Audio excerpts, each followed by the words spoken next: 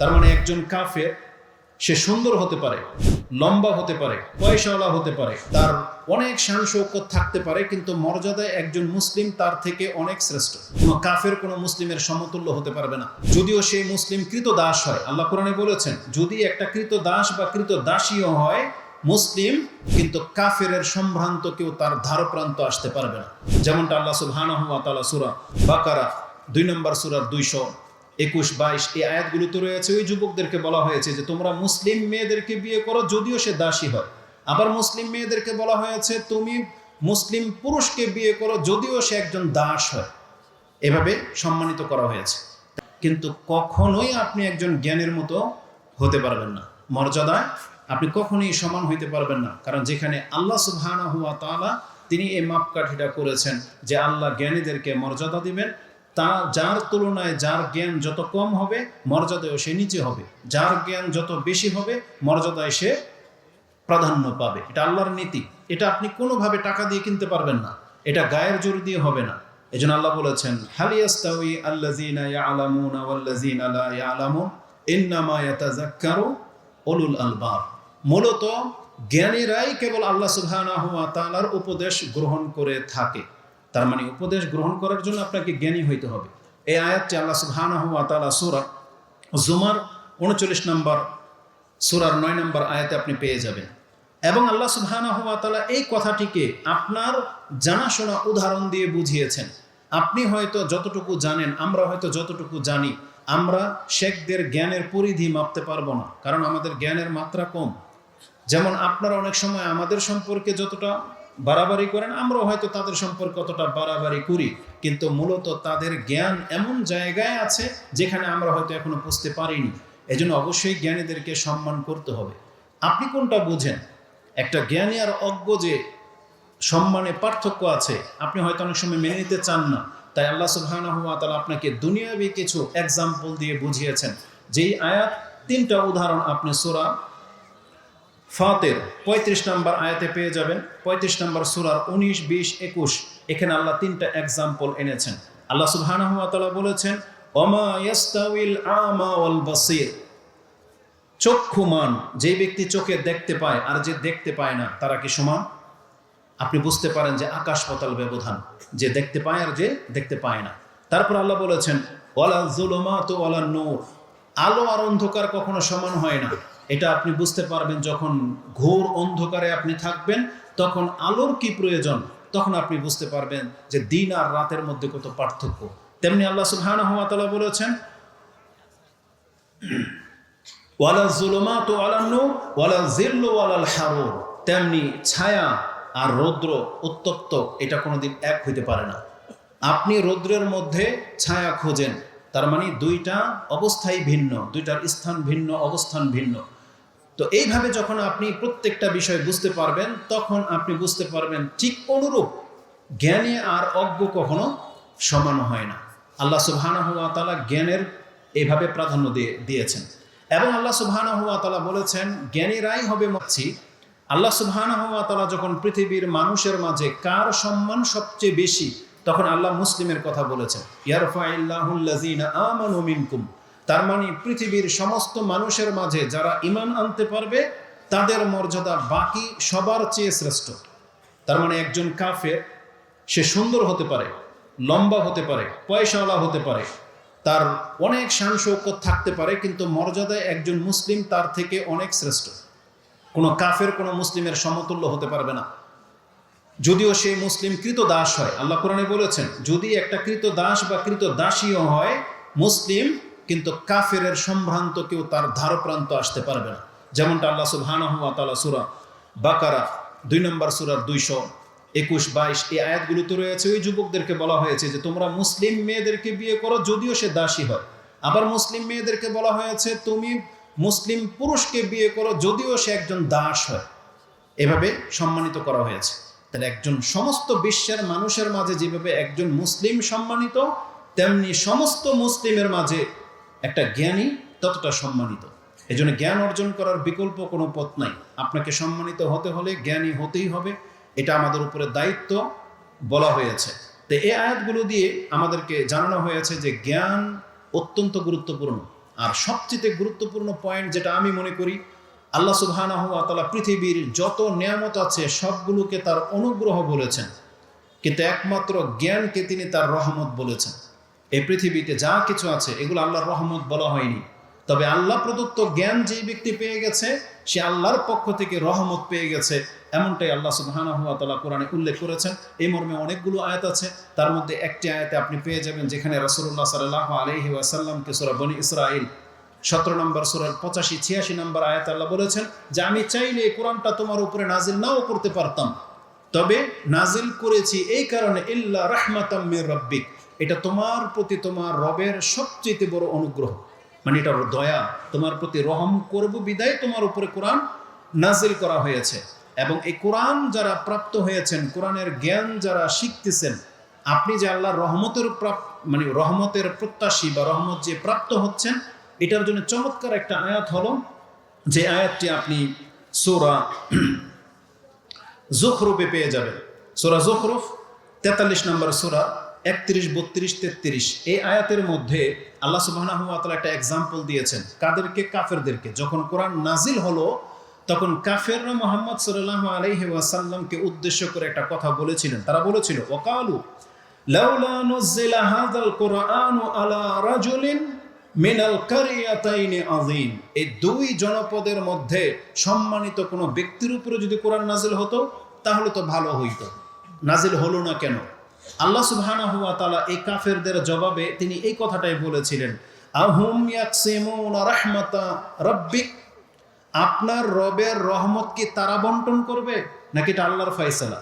মানে এই রহমতটা হচ্ছে আল্লাহর, এখন আল্লাহর এই রহমতটা কার উপরে করা হবে, এই বন্টন কি পৃথিবীর মানুষ করবে নাকি আমি আল্লাহ করব? এটা আল্লাহ সুবহানাহু ওয়া তাআলা বলতে চেয়েছেন। তাহলে এই যে আল্লাহ যে ওহী নাজিল করলেন মুহাম্মদ সাল্লাল্লাহু আলাইহি ওয়াসাল্লামের উপরে, আল্লাহ এটাকে রহমত শব্দ দিয়ে ব্যক্ত করেছেন। আল্লাহ বলেছেন আহুম ইয়াকসিমুনা রাহমাতা রাব্বিক, আপনার রবের রহমত তারা বন্টন করবে না, বরং আমি আল্লাহ যাকে পছন্দ করেছি তার উপরে আমি আমার রহমত নাজিল করেছি।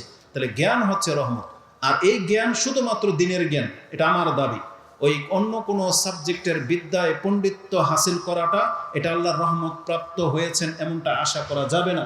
কারণ আবু দারদা রাদিয়াল্লাহু তাআলা আনহুকে একজন সাহাবী তিনি দামেশকে মসজিদে যখন একটা হাদিস শোনার জন্য এসেছিলেন এবং তিনি বলেছিলেন আমি যে তোকা মদিনাতে রাসূলুল্লাহ সাল্লাল্লাহু আলাইহি সাল্লাম, আমি রাসূলের যে শহর মদিনা সেখান থেকে সফর করে আপনার কাছে এসেছি, আমি শুনেছি যে আপনার কাছে রাসূলের একটা হাদিস আছে। তখন তিনি কিন্তু এই কথা বলেছিলেন, তুমি কি অন্য কোনো উদ্দেশ্য আসনি, ব্যবসার জন্য আসনি, কোনো প্রয়োজনে আসনি? বলছেন না, আমি শুধু একটা হাদিস শোনার জন্য এসেছি।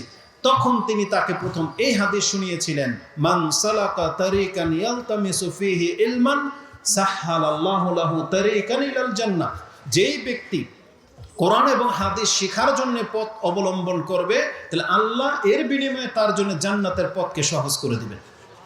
এটা অন্য কোনো বিদ্যা বুদ্ধি দিয়ে আপনি পাবেন না, যে আপনি ডাক্তারি পড়বেন বা ইঞ্জিনিয়ারিং পড়বেন আপনি দুনিয়াতে সম্মানিত হতে পারবেন। এটাও একটা এহসানমূলক আপনার বিদ্যা, যেটাকে রাসূলুল্লাহ সাল্লাল্লাহু আলাইহি ওয়াসাল্লাম ইলমুন নাফিয়া বলেছেন, উপকারী জ্ঞান, কিন্তু এটা আল্লাহর রহমত না।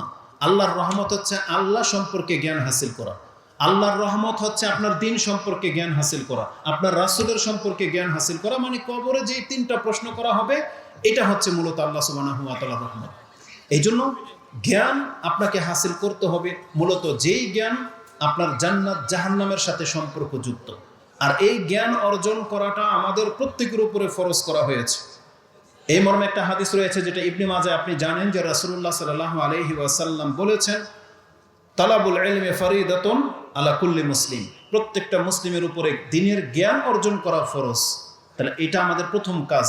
এই জন্য প্রত্যেকটা মুসলিমকে জানতে হবে যে ঈমান মানে কি, ইসলাম মানে কি, কিভাবে এটা রক্ষা করতে হবে, কিভাবে এটা ভেঙে যায়, এই সম্পর্কে আমাদেরকে জ্ঞান হাসিল করতে হবে। জ্ঞান হাসিল করতে হবে আরেকটা কারণে, ওই যে বলা হয়েছে না যে এই বিষয়টা আপনি কেন শিখবেন, এর প্রয়োজনীয়তাটা কি? প্রয়োজনীয়তাটা হলো এটা হচ্ছে সবচেয়ে সেন্সিটিভ বিষয়। সেটা কি? রাসূলুল্লাহ সাল্লাল্লাহু আলাইহি ওয়াসাল্লাম মূলত আমাদেরকে দ্বীন শিক্ষা দিতে চেয়েছেন যাতে করে আমরা আমাদের জ্ঞানের ভিত্তিতে যা আমাদেরকে হারাম করা হয়েছে তা থেকে বেঁচে থাকব, যা আমাদের জন্য হালাল করা হয়েছে তা আমরা গ্রহণ করব। আর আমরা বিদ্যা বুদ্ধিওয়ালারা যদি এগুলো মেনে না চলি, তাহলে এই বিদ্যা তার কোনো কাজে আসবে না। জ্ঞান মানুষকে সঠিক পথ দেখায়, জ্ঞান মানুষকে তার রব পর্যন্ত পৌঁছাবে, এটা হচ্ছে জ্ঞানের দাবি। জ্ঞান মানুষকে পাপ থেকে যে বাঁচাবে, কোরআন একটা সুন্দর এক্সাম্পল আছে, সেটা হয়তো আপনি এইভাবে শুনেন নাই কখনো। আমিও এই যে স্টাডি করতে গিয়ে এই আয়াতটা আমার চোখে পড়েছে, যে তাতে কি আছে। আল্লাহ সুবহানাহু ওয়া তাআলা কোরআনে সূরা আল ফুরকান, ফুরকানের মধ্যে 22 নম্বর আয়াতে বলেছেন, ইয়াউমা ইয়ারাউনাল মালাইকা লা বুশরা ইয়াউমা ইযিল লিল মুজরিমিন। আল্লাহ বলেছেন অপরাধীরা সেই দিন কোনো সুসংবাদ পাবে না, যা মানে ফেরেশতাদের সাথে যখন তাদের সাক্ষাৎ হবে সেদিন শুধু তারা ধমক আর মার পাবে। সেখানে কোনো মোবারক জানানো হবে না, সালাম জানানো হবে না, তাকে কোনো রেসপেক্ট, কোনো শব্দ বলা হবে না। সেই ব্যক্তি সেই দিন বুঝবে যে পরিস্থিতিটা কত কঠিন। তারপরে কেউ কেউ বলেছেন এটা ফেরেশতাদের উক্তি, কেউ কেউ বলেছেন ওই পাপীদের উক্তি। সেখানে আছে ওয়ায়াকুলুনা হিজরাম মাহজুরা, হায় আজকে যদি আমাদেরকে বাঁচিয়ে দেওয়ার মতন কোনো পথ থাকতো, মানে আমাদেরকে যদি আটকে দেওয়া হতো, এই জাহান্নামের দিকে নিয়ে যাওয়া না হতো। এই হিজির শব্দটা রয়েছে, এর তাফসিরে ইমাম ইবনে কাসির রাহমাহুল্লাহ বলেছেন হিজির মূলত বলা হয় বাধা দানকারীকে। এই জন্য আপনি দেখবেন যে মক্কার যে আমরা তাওয়াফ করি, ওই বাড়তি অংশটাকে কি বলে জানেন? এটা ওই যে বাড়তি যে অংশটা আছে না, এটাকে হিজির বলে। এই জায়গাটাতে বাউন্ডারি করা আছে কেন? যাতে করে একজন তাওয়াফকারী এর ভিতর দিয়ে তাওয়াফ না করে, কারণ এটাও বাইতুল্লাহর অংশ। এই হিজির দিয়ে ঘিরে দেওয়া হয়েছে, এই হিজিরের দেয়ালটা আপনাকে বাধা দিয়ে রেখেছে কাবা ঘরের চারদিকে তাওয়াফ করতে। এই জন্য হিজিরের বাইরে দিয়ে আপনাকে ঘুরতে হয়, এই জন্য এটাকে নামকরণ করা হয়েছে হিজির। এবং ইমাম ইবনে কাসির রাহমাহুল্লাহ তিনি বলেন এই যে হিজির যে শব্দটা, এটা মানে হচ্ছে বাধা দান করা। এই জন্য মানুষের আকলকে, মানুষের ব্রেন যেটা বিবেক বুদ্ধিকে, এটাও আরবি ভাষায় হিজির বলা হয়। কেন? কারণ এই যার কাছে এই বাধা দানকারী জ্ঞান আছে, এই জ্ঞানীকে তার জ্ঞান এই কাজ করতে বাধা দেয়। এই জন্য বলা হয়েছিল হিজরাম মাহজুরা, হায় যদি আমাকে কেউ বাধা দিয়ে দিত, বা আজকে তাদেরকে বাধা দেওয়ার মতো কেউ থাকতো, এরকম। তাহলে জ্ঞান মূলত আপনি এই জন্য অর্জন করবেন যে জ্ঞান আপনাকে যেই কাজ করতে বাধা দেবে, আপনাকে শেখায় সেই কাজ করা থেকে বিরত থাকতে হবে। এটা হচ্ছে জ্ঞানের দাবি। যদি এটা কারোর মধ্যে না থাকে, তাহলে তার অজ্ঞ আর জ্ঞানের মধ্যে কোনো পার্থক্য থাকলো না। কোনো একজন ব্যক্তি বাম হাতে খাচ্ছে, আপনি তাকে বললেন যে বাম হাতে শয়তান খায়, ডান হাতে খান। সে যদি ডান হাতে নিয়ে নেয়, তার মানে তার কাছে জ্ঞান চলে আসছে, সে আমল করলো। কিন্তু জ্ঞান আসার পরও যদি সে বাম হাতে খায়, তাহলে দূর থেকে একজন ব্যক্তি তাকে দুইটার একটা ভাববে, কি হয় সে অজ্ঞ অথবা সে অহংকারী। কারণ জ্ঞানী ব্যক্তি অহংকারী হইতে পারে না, আর জ্ঞানী ব্যক্তি কখনো ওই মূর্খের মতো আচরণ করতে পারে না। মানে পায়খানা পড়ে আছে আর আপনি পাড়া দিয়েছেন, আমরা কি ভাববো? হয় সে দেখে নাই, আর না হয় পাগল। কারণ জেনে শুনে কোনো ব্যক্তি ময়লাতে পাড়া দিতে পারে না। তাই জেনে নেন, আজকে আমরা মুসলিম যারা আছি, যারা বলি যে আমরা জ্ঞানী, ইসলামের জ্ঞান আছে, তারপরও যদি আমরা শিরিক করি, তারপরও যদি বিদআত করি, তারপরও যদি আমরা পাপে জড়াই, তারপরও যদি মিথ্যা বলি, মানুষকে ঠকাই, দুর্নীতি করি, প্রতারণা করি, তাহলে আপনি হয় অহংকারী, না হয় আপনি হচ্ছেন অজ্ঞ, চরম অজ্ঞ। আপনি বলতে পারবেন না যে আমি জানি, তার মানে আমরা বুঝে নেব যে আপনি মূলত জানেন না। তো জ্ঞান মানুষকে বাধা দেবে, এজন্য জ্ঞানটা অত্যন্ত গুরুত্বপূর্ণ। এর জন্য আমি আপনাকে একটা হাদিস পেশ করতে পারি। হুযায়ফা রাদিয়াল্লাহু তাআলা তিনি বলতেন যে মানুষ রাসূলুল্লাহ সাল্লাল্লাহু আলাইহি ওয়াসাল্লামের কাছে কল্যাণকর বিষয়ে জানতে চাইতো, আর আমি তার কাছে সবসময় অকল্যাণকর বিষয়ে জানতে চাইতাম। কেন? তিনি কারণটা বলেছেন। হাদিসটা বুখারী এবং মুসলিমে রয়েছে। হুযায়ফা রাদিয়াল্লাহু তাআলা তিনি বলেন, কানান নাসু ইয়াসআলুনা রাসূলুল্লাহ সাল্লাল্লাহু আলাইহি ওয়াসাল্লাম আনিল খায়র ওয়া কুনতু আসআলুহু আনিশ শার। কেন? মাখাফাতা আইয়ুদিরিকানি, আমি রাসূলকে সবসময় মারাত্মক খারাপ বা কঠিন বিষয়গুলো সম্পর্কে জানতে চেয়েছি, যাতে করে ওই খারাপটা আমাকে স্পর্শ করতে না পারে। যেমন রাসূলকে জিজ্ঞেস করতাম মুনাফিকি কি, কে কে মুনাফিক, যাতে আমি মুনাফিক না হই। শিরিক কি, কুফর কি, বড় পাপ কি, কোনটা করলে বড় হারাম হয়ে যাবে, এগুলো তিনি জিজ্ঞেস করতেন। কেন? যাতে ওই পাপটা আমাকে স্পর্শ করতে না পারে। এটা হচ্ছে জ্ঞানের দাবি। তাহলে জ্ঞান শিখতে হবে মূলত আপনাকে আল্লাহ সুবহানাহু ওয়া তাআলার অসন্তুষ্টিমূলক কাজ থেকে বাঁচার জন্য। কিন্তু আজকে আমাদের চরিত্র কি? আমাদেরকে জ্ঞান ঠিকই দেওয়া হচ্ছে, কিন্তু আমাদের জ্ঞান আমাদেরকে বাধা দিচ্ছে না, বরং আমরা ওই অহংকারের মতো আচরণ করতেছি। তো জেনে নেন, যেই ব্যক্তি টাকনার নিচে প্যান্ট আর তাকে নিষেধ করা হয়েছে, সে মানলো না, তার মানে সে অহংকারী। অহংকারী ছাড়া এই কাজটা কেউ এত বড় দুঃসাহস দেখাইতে পারে না। যারা দাড়ি রাখেন নাই, আপনি বলতে পারেন আমি জানতাম না যেটা রাসূলের পক্ষ থেকে ফরজ করা হয়েছে, অথবা আমরা বলবো আপনি অহংকারী। যারা জানেন না যে 5 ওয়াক্ত নামাজ পড়া ফরজ, না পড়লে কাফের হয়ে যান, আপনাকে জানানো হয়েছে। বিশেষ করে বাংলার জমিনের মুসলিমরা এটা এখন আর বলতে পারবে না যে আমরা জানতাম না, কারণ সালাফি আলেমরা সবচেয়ে বেশি গুরুত্ব তাওহীদ, শিরক আর নামাজ নিয়ে কথা বলে থাকে। তাদের মাধ্যমে আপনি জেনেছেন যে বেনামাজি মুসলমান থাকে না। এখন আপনি যদি নামাজ না পড়েন, কারণ আপনার অজ্ঞতা দূর হয়ে গেছে, এখন আপনি নামাজ না পড়লে আপনি আল্লাহর কাছে মুস্তাকবির মানে অহংকার রূপে প্রদর্শন হবে। তো জ্ঞান মানুষকে বাঁচায়। এবার আসুন, যেহেতু আমি এই গুরুত্বপূর্ণ পয়েন্টটা প্রথমে কেন আলোচনা করলাম, কারণ আমাকে বলা হয়েছিল যে জানতে হবে কেন, এটা অপরিহার্যতাটা কেন। এই জন্য আমি আপনাকে প্রথম এই পয়েন্টটা উল্লেখ করেছি। সেটা ইসলাম ভঙ্গের কারণেই হোক, অজু ভঙ্গের কারণেই হোক, ইমান ভঙ্গের হোক, বা যে কোনো হালাল হারাম জায়েজ না জায়েজের ব্যাপার হোক, আপনাকে এই জন্য জানতে হবে যাতে করে আপনি এটাকে মেনে চলতে পারেন, ওই পাপটা যেন আপনার মধ্যে প্রবেশ না করে। এই জন্য আপনাকে জানতে হবে। এটা হচ্ছে জ্ঞানের সবচেয়ে গুরুত্বপূর্ণ পয়েন্ট। এবার আসুন, যেহেতু বিশেষ করে বলা হয়েছে ইসলাম এবং ইমান ভঙ্গ করার কারণগুলো কি। হ্যাঁ, এমন বেশ কিছু কারণ আছে যে কারণগুলো মানুষকে ইসলাম থেকে বের করে দেয়, যে কারণগুলো ঘটলে তার ইমান ভঙ্গ হয়ে যায়। আমাদের একজন শেখ একটা চমৎকার কথা বলেছে যে বাংলার জমিনে মানুষ এটা জানে যে অজু করেছি অজু ভেঙে যায়, এটা জানে। বিয়ে করেছি তালাক দিলে বিবাহ ভেঙে যায়, এটা জানে। কিন্তু ইমান এনেছি আর অনেক কিছু করে ফেলতেছি, কিন্তু ইমান ভেঙে যায়, এটা বাঙালি জানে না, মানে চিন্তাও করে না কোনোদিন। সে অজু করেছি অজু ভেঙে যায় এটা জানে।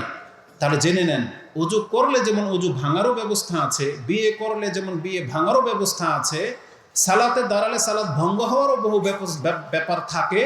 যেহেতু আমরা ইমান এনেছি, যেটা আল্লাহ বলেছেন আমিনু, তোমরা ইমান আনো, যেহেতু আমরা ইমান এনেছি, তার মানে নিশ্চয়ই এমন বহু দিক আছে যেইগুলো ঘটলে আপনার ইমান থাকে না, ইমান ভেঙে যায়। এই জন্য এটা অত্যন্ত গুরুত্বপূর্ণ যে প্রত্যেকটা ব্যক্তিকে জানতে হবে যে কোন কোন কাজে ইমান ভেঙে যায়। তাহলে প্রথম বলেছিলাম এটা একটা পয়েন্ট, ইমান যে ভেঙে যায়, ইমান একজন মুসলিম বেঈমান হয়ে যেতে পারে। আসুন কোরআন থেকে 2টা আয়াত আমি আপনার কাছে পেশ করি। কোরআনে আল্লাহ সুবহানাহু ওয়া তাআলা বহু এক্সাম্পল দিয়েছেন, তার মধ্যে একটা উদাহরণ হলো এই আল্লাহ সুবহানাহু ওয়া তাআলা সূরা তাওবা 9 নম্বর সূরা, তার 66, 65 এবং 66 নম্বর আয়াতে আল্লাহ সুবহানাহু ওয়া তাআলা বলেছেন ওয়ালা ইন সালতাহুম লা ইয়াকুলুন্না ইন্নামা কুন্না নাখুদু ওয়া নালআব। আল্লাহ সুবহানাহু ওয়া তাআলা এই আয়াতটা মুনাফিকদের সম্পর্কে নাজিল করেছেন। কোন এক সফরে তারা আবু বকর রাদিয়াল্লাহু তাআলা আনহু সম্পর্কে একটা বাজে মন্তব্য করেছিল। আর আবু বুতুনা তাফসিরে যেটা আসছে, মানে মোটা পেট, মানে এরা শুধু খায় আর কাজ নাই, রাসূলের সাথে পড়ে থাকে, এমন একটা বাজে মন্তব্য করেছিল। আর আবু বুতুনা শব্দটা সম্ভবত বলেছিল।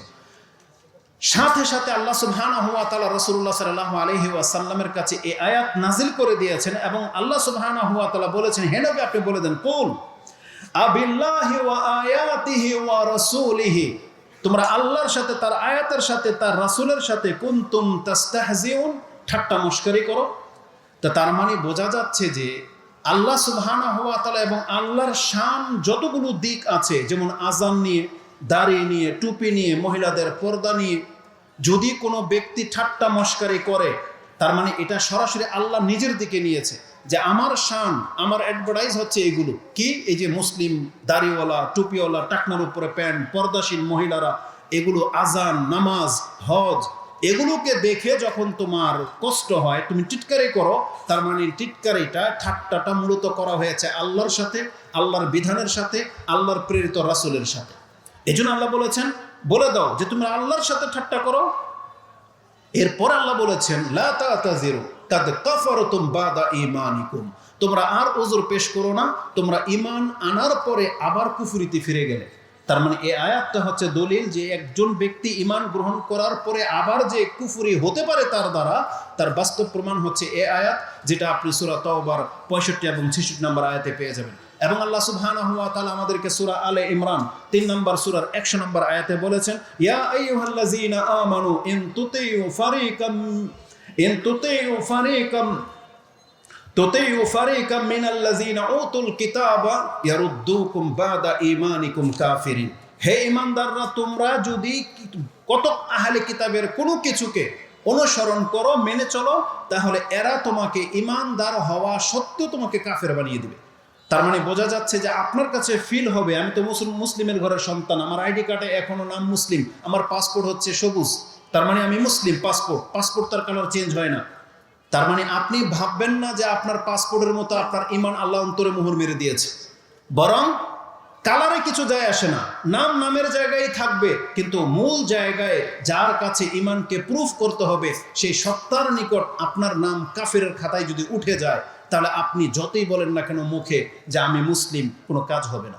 এজন্য এই ধরনের কর্ম থেকে বেঁচে থাকার চেষ্টা করেন। তার মানে এই দুইটা আয়াত দিয়ে আমি আপনাকে বোঝাতে চেয়েছি ইসলামের এরকম হাজারো দিক আছে যে ছোট্ট একটা কথার কারণে কোনো ব্যক্তি কাফের হয়ে যেতে পারে। কারণ রাসূলুল্লাহ সাল্লাল্লাহু আলাইহি ওয়াসাল্লাম থেকে ইমাম বুখারী এবং মুসলিম তার তাকবীর কাদারের মধ্যে একটা হাদিস এনেছেন, ওয়াইনাল আবদা লা ইয়াতাকাল্লামু বিকালিমাতিন মিন সাখাতিল্লাহ। কতক বান্দা আছে সে আল্লাহকে অসন্তুষ্ট বা সন্তুষ্ট করে দেওয়ার মতন এমন একটা কথা বাক্য বলে, মা ইউলকিলাহা বালান, সে অনুমানই করতে পারে না যে আমার কথাটা কত বড় ছিল।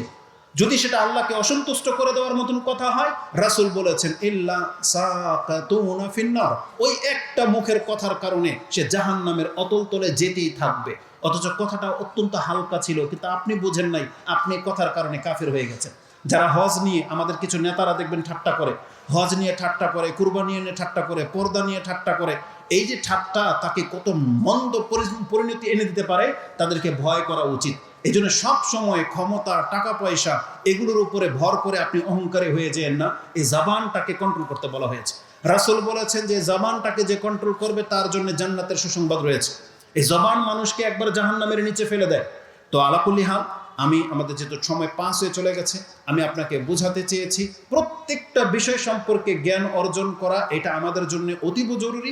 বিশেষ করে বিষয় যদি হয় জান্নাত আর জাহান্নামের, তার মানে এমন বিষয় হয় আপনি এর কারণে জান্নাতি হতে পারেন অথবা আপনি জাহান্নামী হয়ে যেতে পারেন, এমন প্রত্যেকটা বিষয় সম্পর্কে আমাদেরকে জানাটা ফরজ, এটা আমাদেরকে গুরুত্বের সাথে নিতে হবে। আর ঈমান ভঙ্গ করার বিষয় রয়েছে, এই মর্মে আমাদের সালাফদের বেশ কিছু কিতাব রয়েছে, যেমন শেখ সালেহ আল ফৌজান তার শেখ সালেহ আল ওসাইমিন এবং আমাদের শেখেরও তর্জমা করেছেন ঈমান ভঙ্গের নাওয়াকিদুল ঈমান। 10টা কারণ তারা উল্লেখ করেছেন, যদিও ঈমান ভঙ্গের শত কারণ রয়েছে, কিন্তু 10টা হচ্ছে মূল, যেগুলো ম্যাক্সিমাম মানুষের মাঝে পাওয়া যায়। তার প্রথম কারণ হচ্ছে শিরক। মুসলিম যদি শিরক করে তার ঈমান বরবাদ হয়ে যাবে, নষ্ট হয়ে যাবে। আমি আয়াতগুলো বলবো না যেহেতু সময় শেষ। তাহলে একটা কারণ হচ্ছে শিরক করা, শিরকেরই একটা ধরন। একটা কারণ হচ্ছে গায়েবের দাবি করা। যদি নিজে গায়েবের দাবি করে যে আমি গায়েব জানি, অথবা যদি মনে করে আমার কোনো হুজুর বা আমার কোনো পীর গায়েব জানে, তার মানে আপনার ঈমান বরবাদ হয়ে যাবে গায়েব দাবি করলে। তৃতীয়ত হচ্ছে আপনি আল্লাহকে ডাকতেছেন বা আপনি আল্লাহর বান্দা, যদি মনে করেন যে সরাসরি আল্লাহ পর্যন্ত আমি পৌঁছতে পারবো না বা আল্লাহ আমার কথা শুনে না, একজন মধ্যস্থতাকারী লাগবে, তার মানে আপনার ঈমান টিকবে না, বরবাদ হয়ে যাবে। তারপরে 4 নম্বর হচ্ছে যদি আপনি ইসলামকে নিয়ে ঠাট্টা করেন। 5 নম্বর হচ্ছে যদি ইসলামের কোনো একটা বিষয়কে আপনি অপছন্দ করেন। এই অপছন্দনীয় বিষয়টা আসলে এখন মহিলাদের দিকে বহু কথা যাবে। আমাদের বহু মহিলারা আছে ইমানদার দাবি করে, অথচ আল্লাহর বিধানগুলোকে তারা অনেকটাই অপছন্দ করে।